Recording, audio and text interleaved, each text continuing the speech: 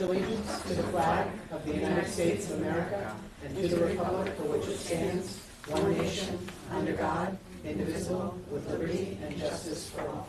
Before you sit, if I could ask everyone to please remain standing. I'd like to have a moment of silence. We lost a member of the North Kingstown community, a student who would have been entering the high school this year, Ella Integlia. I know she very much touched the hearts of a lot of people in town, her colleagues, her teachers, and friends and family. And I'd just like to take a moment to recognize her loss.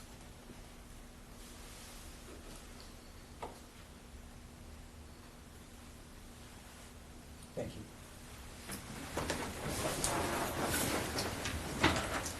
Next, Madam Clerk, could you please call the roll? Mr. Blasbach? Here. Mrs. Hildebrand? Here. Mrs. Hoskins? Mr. Bob Jones? Here. Mr. Tony Jones? Here. Mrs. Shaw? Joe Benko? Here. And Ann Etchels. Thanks. And if you could call the calendar, please. Tuesday, September 3rd, 2019 is the first day of school for grades 1 through 9. Wednesday, September 4th is the first day of school for pre-K, kindergarten, and grades 10 through 12. And Tuesday, September 10th, there's a school committee business meeting. Thank you. Next, we have presentations and recognitions. Dr. Schick? Yes, I would like to recognize two folks who are in the front row tonight, who I am putting forward, proposing to you for our new deans at North Kingstown High School. Just to explain a little bit of this to the community, the dean's position had been a position that had been a union position, and with our new negotiations that will be approved tonight, hopefully, that arrangement is a little bit different, and now these are administrative positions. So I am very pleased. We had a search committee made up of administrators from the high school, teachers from the high school, and central office administration, Dr. Manseri and I. And we're very pleased to put forward Kathy DeLuca and Brad Martin. Kathy has been at North Kingstown High School as a special educator and served as LEA for our IEP meetings, helped organize us for special ed. And Brad is new to the district, although he has kids who are in the district, Jamestown resident, and he has most recently been working at the Met in Newport as their principal there. So some real good experience coming to the high school. Really happy for that. And I would ask that the committee kind of put that forward tonight, front of the agenda, to handle that vote. So I'd ask for unanimous consent from the members to move item B1 up for consideration at this time. Do I have any objections? We just do unanimous consent, so unless anyone objects. So we have unanimous consent to do that. So I'd ask if I could have a motion to approve item B1 at this time. A motion from Ms. Hoskins. Second. Second from Ms. Hildebrand. Any discussion? Well, we didn't vote yet, but I just say, from what we've heard, you both sound like excellent candidates. We look forward to your time at your new position. We wish you best of luck in the new school year. And with that, I'll say all those in favor. Aye. Any opposed? Passes unanimously. Congratulations to you both.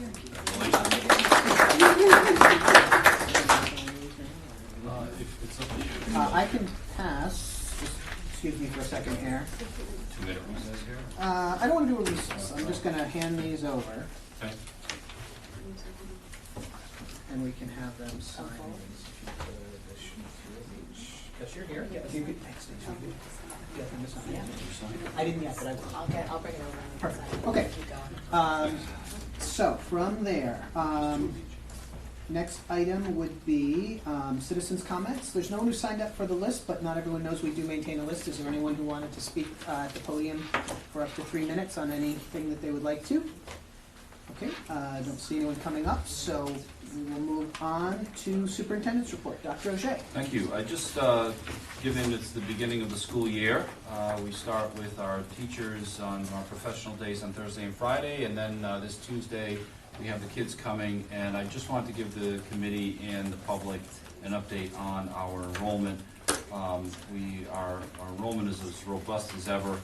As far as the elementary enrollment, the story from my office, every year we have a number of people who ask for one reason or another if they can have their child attend a school that they're not districted for. And this mainly at the elementary, but there are a few for the middle as well. And so we try to grant those requests if we have room in the school that they're requesting and in the class, and we are not going to have to add staff. We are accommodating. If it gets really tight, or if there's no room at all, obviously we can't grant the request. And that's something that the parents know about. They have to renew their request every year. And sometimes you run into a year where all of a sudden there's a spike in the number of families that live in a particular neighborhood, and that's no longer available. So, so this year, we had a number of situations, particularly at the kindergarten level, because kindergarten is very tight for the number of sections that we have at Hamilton, at Fishing Cove, and at Forest Park. They're all within either completely capped out for the classes, and the cap is 19 per class, or they're within 1 or 2. And we're still a week out before the kids show up, and even knowing the appointments that we have now and factoring that in, there's still a good possibility, it happens every year, that parents will still call us sometime this week about making another appointment. And sometimes there are even parents that just kind of show up at the school on the first day and don't realize you really have to make an appointment of any kind. So we need to kind of, hold back on making sure. So there are a few more parents than usual who got a no to that request this year, particularly at the kindergarten level. There is plenty of room at Stony Lane. There is plenty of room in kindergarten at Quidnesset as well, but not at the 3 other schools. Other than that, we thought we were going to run into a little bit of being tight grades 3 and 4 at Hamilton, but that's loosened up a little bit, so we were able to grant some requests there. The good news is that normally at this time of year, I have a few people I have to involuntarily transfer because that class at that grade is now capped. They just moved into the neighborhood. They're going over, and we're not at such an overage that we really need to add a teacher. It's 1 or 2 people, and so we let the families know, because you kind of got here on the late side, we're going to start you at another school, and as soon as the space becomes available, we'll get you back to the school that you are districted for and where you want to be. We don't have any of those situations yet. This is the first time since we've enacted that rule about 5 or 6 years ago that I don't have any. Doesn't mean I'm not going to have any next week, but right now I don't have any to speak of. So that's the ups and downs of enrollment. I don't know if anyone has any questions on enrollment, but that's it for now. Thank you. Okay. Thank you. Next item, I'd ask for a motion to seal the executive session minutes of this evening, August 27th, 2019. So moved. A motion, Mr. Tony Jones. Second. Second from Ms. Hoskins. Any discussion? All those in favor? Aye. Any opposed? Passes unanimously, and I can disclose that no votes were taken in this evening's executive session. Next, we have the consent agenda. Are there any items that anyone would like to exempt from the consent agenda?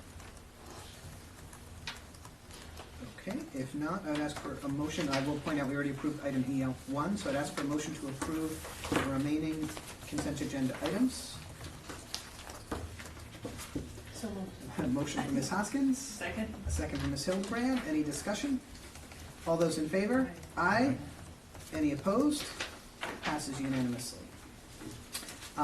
Next, we have a couple things that sort of relates to the next item. We've been negotiating, members of our negotiating committee with the North Kingstown NEANK union, and one of those items is a memorandum of agreement with respect to staffing at the clinical day program. So I'd ask if I could get a motion to approve item F1. So moved. A motion from Ms. Hoskins, Second. second from Ms. Hildebrand. Any discussion? All those in favor? Aye. Any opposed? Passes unanimously. Next, I'd like for a motion to approve item G1, and then we can talk. So moved. Motion from Ms. Hoskins, Second. second Ms. Hildebrand. So I was a member of the negotiating committee with the union. First of all, I would like to thank all the members of the negotiating committee for their professionalism. I think it was a true example of collective bargaining in the sense of it was bargaining. We had back and forths. Both sides had some things that they wanted to get, didn't get some things they wanted, and when it all comes down, we were able to come to an agreement on a final contract, and thankfully we were able to do so before the start of school, so we're even ahead of the game. So we don't have any issues or anything hanging over there. In your packets was the fiscal impact statement for the contract, and a couple things from our point of view. We were able to, one of the items that the governor has been talking about is she's seen a priority of trying to reduce teacher absences. If you look at teacher absences throughout the state of Rhode Island, North Kingston is not one of the districts that has a huge problem in that area, but that doesn't mean that we couldn't do better. And any time that we can have a student's teacher in front of the class rather than a substitute, it is just a huge benefit to the education of the students. So some of the things that we particularly tried to address were to give some incentives to reduce teacher absences, and also to work with the district on coming up with some ways to tighten up the use of sick bank time for different types of illnesses. And one of the things that we did was we were able to limit the use of that time to specific named, more specific long-term illnesses, making it much clearer as to what's acceptable and what isn't.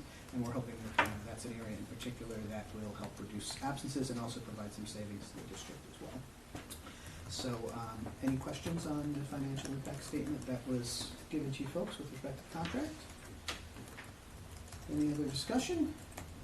I would just Dr. like to also O'Shea, yeah. thank the teachers union for coming to the table in such a good spirit. This is the fourth contract I have participated in since being here, and it was definitely probably the best in terms of the tone and professionalism and the willingness to work together to find some solutions. So it's much appreciated. So that being said, all those in favor? Aye. Aye. Any opposed? Passes unanimously. Next is the approval of lease extension. Can I get a motion to approve item H1? So moved. I have a motion from Ms. Hildebrand. Need a second? Second.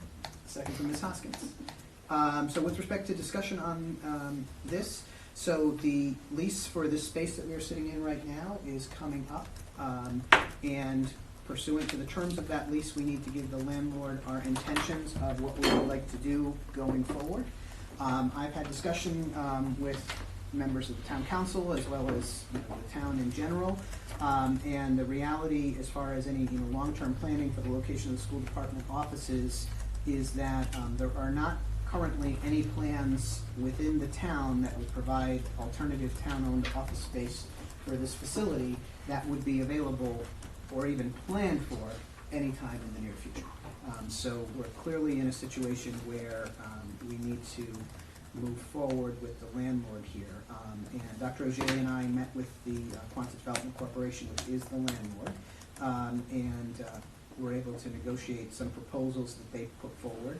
We also took a look at other office space within the town, and being here already, the built out already being done, and looking at what's available, which is pretty limited, and the cost of those things, it just really makes sense to do continuation of the lease that is in place now. That being said, it is still a lease, and so one of the things that is very much a part of that discussion is we do still want to look at other options. It is possible that a plan could come out of the town hall renovations that are proposed. Currently, the plan, as I understand it now, that the town council is working on does not include school department offices in their proposal. However, that's all part of a mix and a shuffle of town buildings and where people are, so I think it would not be appropriate to do anything really long-term with respect to this lease, so that there are options available. And with that, if you look in your packet at what's in the agenda, the QDC gave us a couple different options as to length of term. And basically, with respect to that, the longer that the school committee is willing to agree to, the lower the rent is overall, because the landlord obviously wants to know that the space is covered for the whole period. And what we came up with that I think is the most appropriate option is a hybrid lease that would have a 3-year term with an option to continue in year 4 and 5, which I'm trying to pull this up in my system that I usually have right here, and I'm not getting it in a second.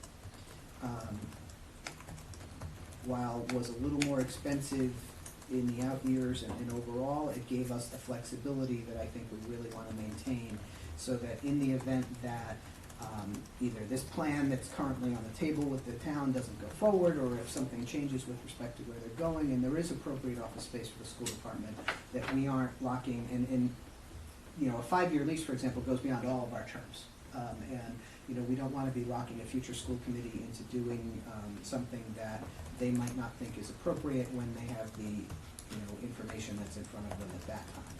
So I think I just pulled up the numbers so that I'm not talking in general terms. So my recommendation would be that we approve the hybrid 3-year lease with the 2 options for year 4 and 5 that were in your packet. I don't know if anyone has any questions on how that works or what that would mean for the discussion. The reason for the hybrid then, instead of just a 3-year lease, is so that you, would We're be guaranteed setting the those 4 and ability, 5 years? right, so by Yep. doing it that way, we know that should we choose to exercise it, the landlord will have to allow the school department to remain in these offices. If you do just strictly a 3-year lease term, Yeah, at the expiration of the lease, the landlord could say, you know what, I have a better tenant who's willing to pay, you know, more than you guys are, and I'm not gonna rent the space to you again. This way, we have that flexibility. Any other questions?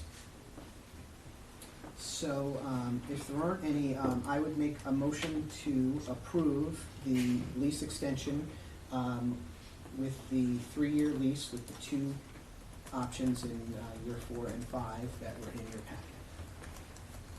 so moved. I made the motion, I need a second. Second. Thanks. I have a second.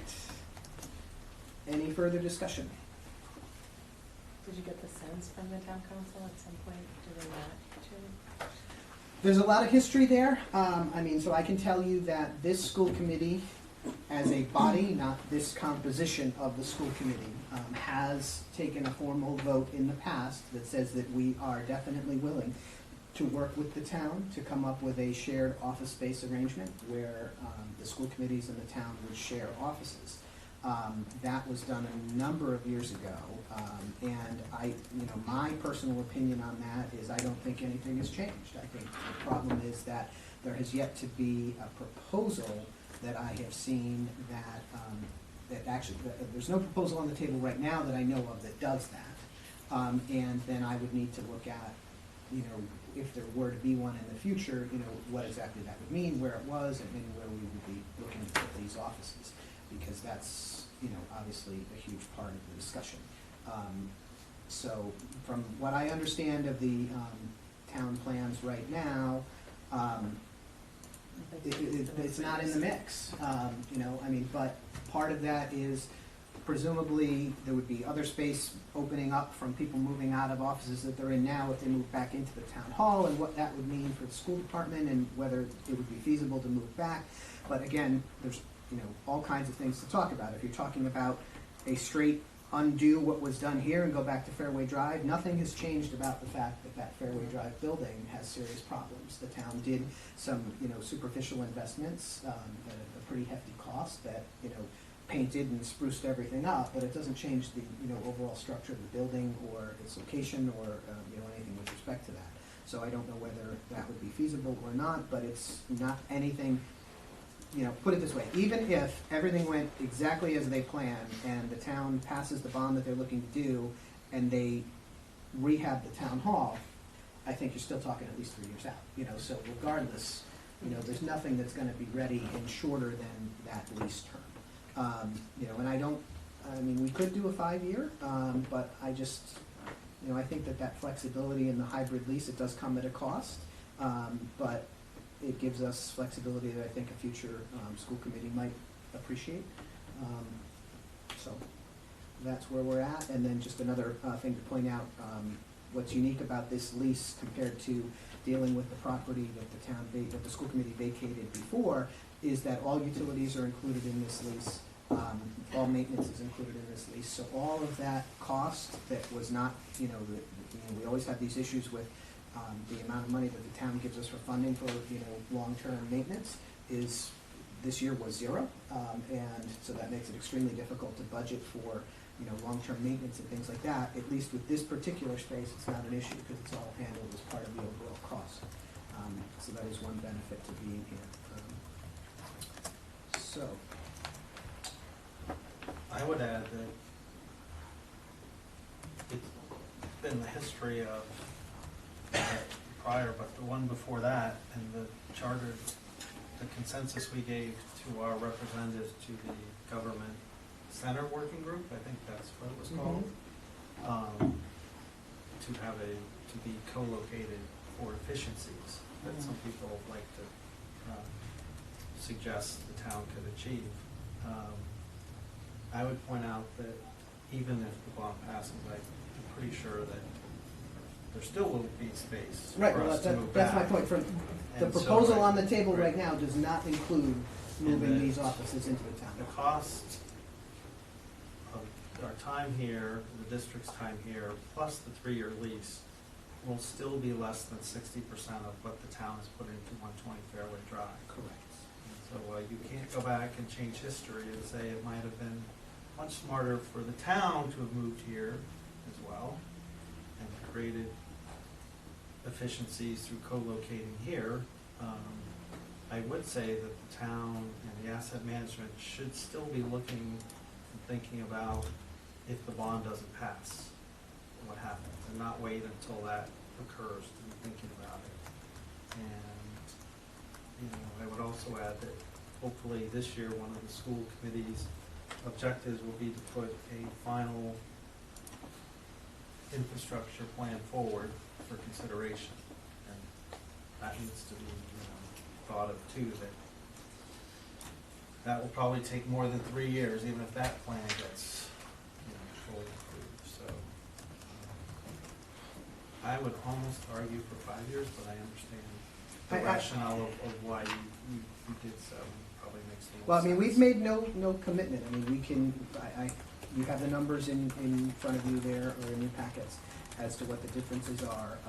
Over the hybrid option is approximately $25,000 more than the straight 5-year lease would be. That's the additional cost for that flexibility. Flexibility comes at a cost. Right. If you look at what these are, you know, I mean, month to month, yeah, they do it at $37 a square foot, but they can throw us out at you know, any time. And then as you go up with the 3-year lease and the 5-year lease, the 3-year lease and the hybrid option, you're paying the same cost for the first 3 years. It's just you're not getting the reduced costs in the year 4 and 5. And the landlord would give a discount if we, a little bit off of that total price. That's where the $25,000 gap comes over what the 5-year lease option would be if we committed to 5 years. Yeah, I mean, I'm on the fence on it as well. I just think, you know, I just worry because I don't know what's gonna happen in 3 years. I mean, I don't know what's gonna happen with this bond. I don't know what the town's plan's gonna be. I don't know what the plan B is. And I'm just a person that, you know, I mean, I don't like spending taxpayer money, and I'm not thinking that we're doing it willy-nilly, but I think that there is a value to the taxpayer in preserving an option in year 4 and 5 that we don't have if we do the straight 5-year lease. And we can reevaluate it then. I mean, there's nothing that wouldn't say that we couldn't, let's say we get to year 4 or we're close to year 4 and there's no plans whatsoever that change anything whatsoever, I think then we could go back to the landlord at that point and say, hey, what would happen if we did 5 years now? And, you know, we'd be able to negotiate a long-term lease at that time, though the question is whether any of us would be at the table or not is another thing. It's beyond our terms. But that would be something for a future school committee to look at. You know, it gives them the option in year 4 or year 5, really, to, you know, decide what the picture looks like at that time. No, I agree. The compelling point would be is to not bind the committee beyond 3 years. Any other questions or further discussion? Okay, now, after all the talking, I often forget where we are with motions and seconds. I think we had a motion and a second to approve the Hybrid. 3-year lease with the 2 options in year 4 and 5. So if there's no further discussion, all those in favor? Aye. Any opposed? Passes unanimously. Okay. Next, unfinished business, we don't have any, this would be 2018-19 school budget, any updates? 2019-20 school budget, CIP existing bond or future bonds? Yes, so the last meeting I had updated everybody, projects are moving well. The floor covering project at Fishing Cove is complete, that was completed over the weekend. The lighting project at the high school is almost complete, they'll move into completing that work after 2 o'clock in the afternoon. The big information that I have that I got this morning is the athletic complex. So I had communicated to everyone at the last meeting that the turf install was very, very, very tight for September 12th was the target date.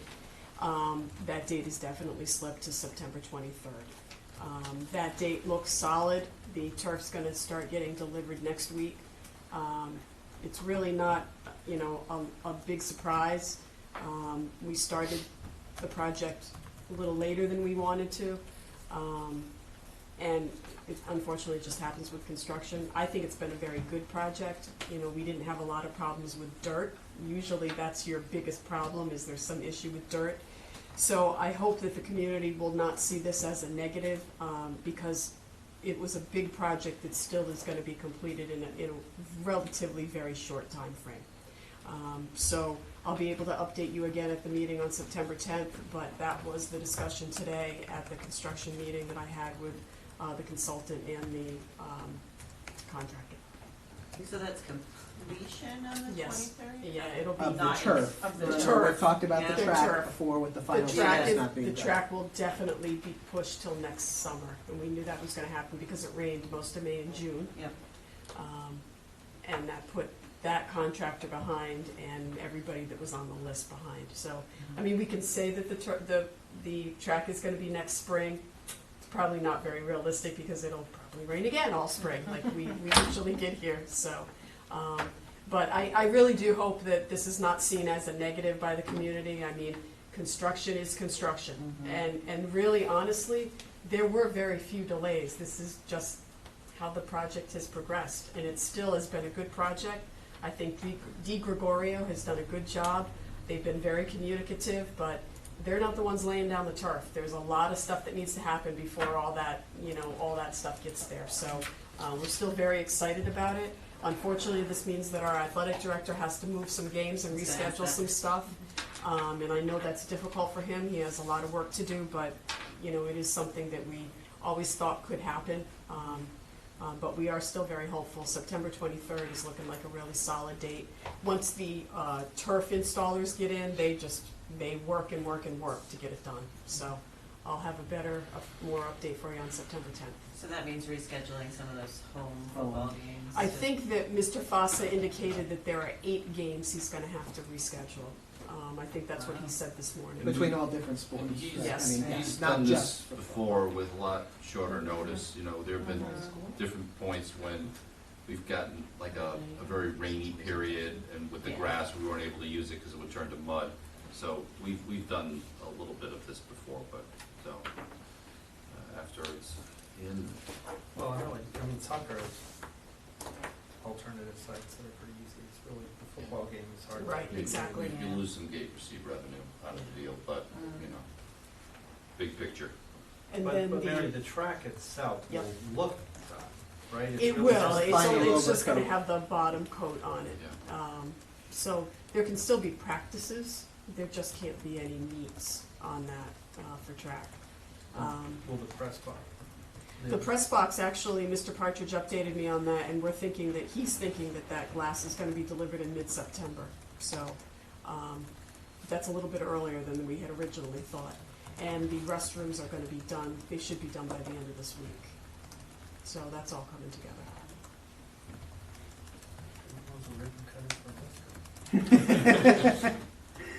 Okay, so next are a couple of policies that we need to go over.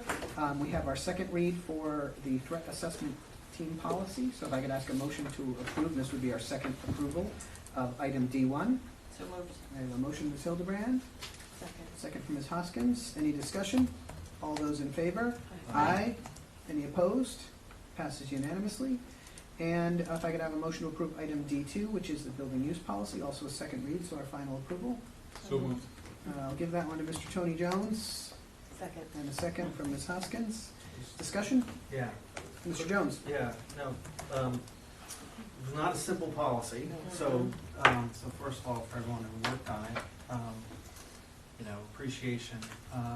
And I think as sort of a philosophical point for the community is increasingly we talk about, you know, having these items and not letting them deteriorate, or not getting in a situation where after years, people go, we have to have a bond, or, you know, we don't have the money to fix these. So, I mean, part of this is, you know, charging funds so we can utilize them to at least maintain and to hopefully build some amount to replace some items, so we keep them as we go. And I think that's an important aspect of this, that we, you know, put all this effort and resources into these facilities. We want to ensure that they are, you know, well kept and not let deteriorate for years and then scramble to fix it. Any other discussion? All those in favor of approving item D2? Aye. Any opposed? Passes unanimously. Next, for item D3, so for purpose of discussion, if I could have a motion to approve item D3 for a first read. So moved. A motion from Ms. Hoskins, second from Ms. Hildebrand. So discussion, yes. So there's a, before you talk, I Sure. will just talk a little bit. Okay. There's a lot to talk about here, okay? And the first thing that I want to say before Dr. Ajay even talks is I want the community to know that at least I would have never wanted to make any of the types of changes that we need to make to the way that our field trips are being run. But there is a ruling from the Rhode Island Department of Education that has completely tied our hands with respect to the way field trips need to be funded, that it necessitated us to take a complete look at how all field trips are run. I personally, I don't like what we have to do and the way we need to do it, and I've been working pretty hard trying to figure out ways of getting as close to what we do now as we possibly can within the new parameters we have to work with. But it's a tough battle, and we're going to need to do a lot of work on it. And with that, I'll turn it over to Dr. Ajay. As Mr. Blythe-Spall pointed out, in one of the, I think 2 days before he left the commissionership, Commissioner Wagner put out a ruling on an East Greenwich case that made the point that students cannot be asked to contribute. Well, they can be asked to contribute, but they can't be required to contribute a fee or be compelled and make it mandatory that they fundraise for a field trip. Field trip is part of the basic educational package. Everyone at a grade level, say, take an example of the 7th grade, it's determined part of the curriculum. Everyone's going to go to Trinity Rep to see a play. Everyone goes, and students cannot be asked for a fee, nor can parents, nor can they be asked, you know, if you fundraise, you can go. If you don't fundraise, you can't go. Those two things, people can be asked to fundraise, but those two things are not related to one another. If someone says, I choose not to fundraise, they're still invited to go. So in the past, school departments have asked people to fundraise and asked people for, you know, a fee from the parents. And for parents who have not been able to afford to do so, we've been able to make provisions to provide for them. And that was seen as an acceptable practice. That is no longer the case now. So this policy puts together, it makes the point that no student or parent can be asked for a fee. No student or parent can be required to fundraise as a condition to attend the trip.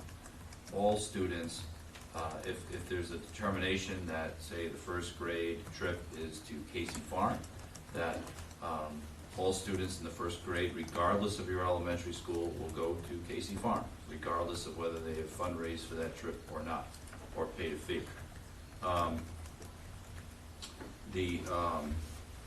So there's, you know, what the whole point of the commissioner's ruling has to do with equity, and within the district, we see that as an important issue too. That's why we're trying to maintain a practice here that across the district, across the 5 elementary schools in particular, and the 2 middle schools, we would have a lot more conversations amongst the principals and the educators about what field trips are going to run.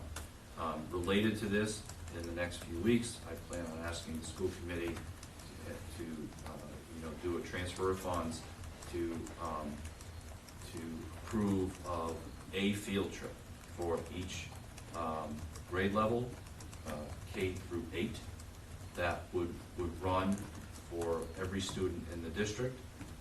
These would not be the most expensive, kind of overnight at Alton Jones kinds of things where costs can run in the hundreds of dollars, but more affordable items. And from that point on, and I plan on discussing this with PTO presidents and all the people who do a lot of the fundraising in this district, like our booster clubs for music and sports, that fundraising can happen, but if, say, a group at school A says, you know, we really want to send our 2nd graders to another trip, they can do that, but all the 2nd grades in the district need to go to that kind of a trip, or either that trip or another trip that's comparable to that. And so it really requires us now to be thinking more district-wide when we do these things, and for PTOs to be more, also thinking more district-wide, that they would coordinate their fundraising efforts so that when there is a proposal for another field trip to be added, that they understand that this is going to require a larger fundraising effort. No one can be required to do the fundraising, and that the trip doesn't run until all of the money to send every student is taken in. It can't be, well, we only collected this much from this school, so that school's going to go, but the other schools are not going to go. So that puts some restrictions on us, some constraints, but it does force us to be thinking more equitably around the district, which I think is a good thing, but it does present us with a challenge. So that is the nature of this field trip policy that's on for first read this evening. And so to piggyback on Dr. O'Shea and what I said earlier, you know, the unfortunate consequence is that we as a school committee are not going to be able to fund trips like have run in the past, because the traditional way of doing it in this district has always been, there is a field trip to A, here is your permission slip, we ask for X dollars per student, and it would often cover the transportation or whatever, and there were a number of trips, you know, from my own experience, that were more expensive, where they might say, you know, we know this one's a big lift, so if you want to do it monthly or whatever, and make a couple payments towards it, with the understanding that within North Kingstown at least, there were not children who did not go on our field trips because they didn't have the money. I mean, we made arrangements for that. But this policy, this directive from RIDE means we can no longer send that permission slip home and say we want, you know, we need $25 per kid to pay for the bus. It can't work, which means that either the district has to fund the whole thing, you know, which includes what was formerly a parent component, which drastically increases the cost of field trips, or another outside group needs to come together and fundraise for these things. And what, you know, a big discussion is going to be had. Dr. O'Shea and I are setting up meetings with the PTO presidents to talk about what role the PTOs of the various schools can play in this, and try to pick up what was formerly the parent component in a different way. But it makes it really, really tricky. And the unfortunate side effect is, you know, field trips aren't going to be as good. And it's extremely disappointing to me, because I understand where RIDE is coming from, and I completely agree that there should not be any child that doesn't get to go because they can't afford to go. But it's fixing a problem that we didn't have and imposing a completely different problem. And a lot of the field trips that I will propose for, you know, the school committee to cover are trips that we have been doing, but they're the less expensive ones. And so, in all likelihood, our students will be attending fewer field trips. So, But they'll still be going on field trips. so it'll be field trips, Yeah. but as a whole, it's not gonna be what it used to be. And this is our first read, I mean, I think this. Do you know what other districts are doing or writing? But everyone is in the same boat, similar programs like that. And a lot of them, we're not in a situation where, for instance, had some conversations with other districts that, all the middle school kids go to Washington DC. We don't have something like that, but they just canceled it already, because they just don't have the planning done yet to make sure they can have the money to do that. And without then, asking. when looking at like which field trips they're picking, is someone calling places like Alton Jones to say, can we negotiate a better Yeah, deal with all yeah, our schools? you know. And that was one of the best field trips for kids. I Right, agree, right, right. I agree. To So- cut that out because it was So $60. my suggestion, again, and this is something that PTOs have a lot of decision-making power with, because they're doing the fundraising here, at our request. And so I would say, with these lesser expensive trips that the school committee can afford to do, we start there, and then it may be that, everyone's gonna be a fourth grader at some point, so the PTOs all get together and say, that's the trip that we want to make sure every NK kid has an experience of, so we're gonna put our fundraising efforts first toward that, to make sure that that happens. And I know that's doable, but it requires a coordinated It's a effort that they've change never in had to what do we're working. before. So it's gonna be like one bigger PTO. Well, They- there may they- need to be sort of an umbrella. An element to it, yeah, that But for the they'll- field trip piece, that it would be a coordinated PTO effort, yeah. But the administration isn't gonna tell them how to fundraise, are they, or? No. What the administration would do is to let them know what trips we're interested in doing that work with our curriculum, and then it would be up to the PTO to then pick it up from there and say, okay, is this something that we feel we can fund, and how would we do it, And so, and that comes into another policy that we're gonna be putting forward to you before too long about, just making sure we do all the fundraising in proper ways, to make sure people don't get in any trouble with liability, or, a lot of ways of going about it on the internet, with, GoFundMe pages and all sorts of things. So we're gonna put together some ideas about making sure everyone is doing it appropriately, and in coordination with, the ways we handle money in the district, to make sure it's all on the up and up, so. And just one other point that Dr. O'Shea mentioned, one of the things with the equity component is what we can't allow to happen, and I think as a school committee, it's important for us to make sure it doesn't happen either, for one school with a PTO that is particularly good at fundraising and I'm gonna take it to the extreme. The PTO says, we're sending every kid in the 5th grade to Disney, and off they go, while no other school in the district gets to go to Disney. Right? We're not really talking about that, I'm making, an exaggeration, but we're not gonna allow that to happen. So that's why the coordination comes in. That doesn't mean that school X decides they wanna do an overnight at Alton Jones, and school Y decides they're gonna do an overnight somewhere else. That can happen, but we want to make sure that every student in a particular grade, at particular schools, have similar experiences, so that's where I think you're right, and this is the conversation we're going to be having with the PTO presidents, that there needs to be coordination between the PTOs and the grade teachers, kind of through the administration, in a way that hasn't happened before. And is that gonna include not just field trips, but other things? It can. Yes, Yeah. music, arts, Right, athletics it are all covers gonna all be- those types of things, correct. A lot of those other items Have- that you just mentioned, Mr. Jones, they're already pretty coordinated by the district, more so than the field trips. I And recall. there's a bigger fundraising component with those already that exists. Right, the whole point of the equity and fundraising. Yes, at yes, this Yeah. point right. Is going to be a cultural shift Right. Yes, for some of these. these are big And changes. these are not new issues.